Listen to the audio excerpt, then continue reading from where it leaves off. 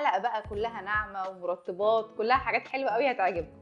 تعالوا النهارده في فاكس ولا جامد اقول لكم على افضل الكريمات اللي استخدمتها مؤخرا ومين كان فاكس ومين كان جامد. كمان هنقسمها على الفئة السعرية اللي اقل من 50 جنيه، هتلاقوا كريمات كتير جدا تقدروا تستخدموها في حياتكم اليومية. اول حاجه هكلمكم عليها النهارده كريمات الترطيب واللي بتعمل توحيد كمان للون البشره. كريم سيسا حياه ده من الكريمات المهمه جدا اللي ما اعتقدش اني هقدر استغنى عنه بعد كده. سعره كان اقتصادي شويه، حوالي 100 او 150 جنيه، وبيرطب البشره، سريع الامتصاص، بيوحد لون البشره. بستخدمه كمان كمرطب وكبرايمر قبل الميك اب. تاني كريم بحب استخدمه في تبييض بشرتي الوايتنج كريم بتاع انفينيتي.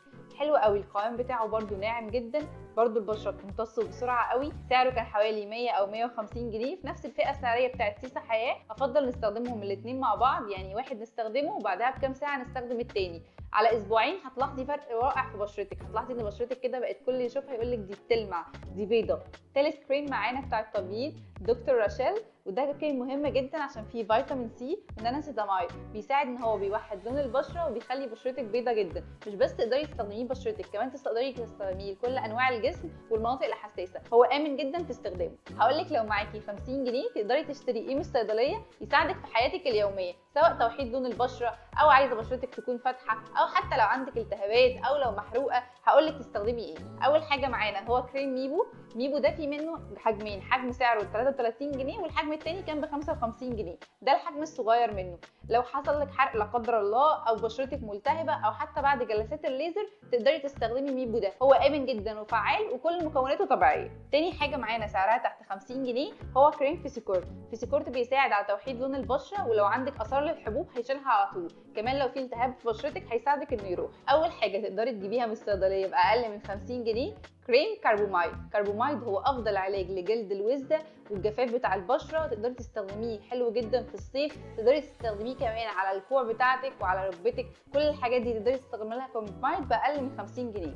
ازدرم كريم هي افضل حاجه تقدري تستخدميها تحت 50 جنيه لعلاج النمش والكلف وحبوب البشره. كمان كونتراكس كريم هو افضل كريم لعلاج القروح والحروق واثار حبوب البشره، ممكن تستخدميه تحت 50 جنيه. لما بيبقى عندنا مناسبه بقى بيطلع لنا حبايه كده بتبقى معروفه اسمها حبايه المناسبات.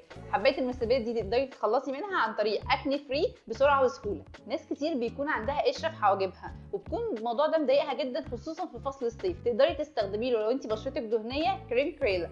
كريم كريلا ده او في منه كمان قطره تقدري تحطيها على الشعر بتاع حواجبك وتفركي كده هتروح على طول. من الحاجات المهمه اللي ممكن تشتريها من الصيدليه تحت 50 جنيه هو الفازلين الطبي اللي موجود منه كمان بروائح كتير دلوقتي ومناسب جدا لفصل الصيف. طب وضوافرنا تقدري تستخدمي نيل 15، سعره كان حوالي 35 جنيه، متوفر في كل الصيدليات، هيساعد الضوافر بتاعتك تبقى ليها صلابه كده وما تتكسرش بسرعه. اكيد مش كل دي بس الحاجات اللي موجوده في الصيدليه تحت سعر 50 جنيه، بس الحاجات دي انا استخدمتها وكانت عن تجربه شخصيه ليا فحبيت ارشحها لكم. استنونا بقى في حلقات جديده من فاكس ولا جامد، وقولوا لي عايزين تتكلموا عن ايه في الحلقات الجايه.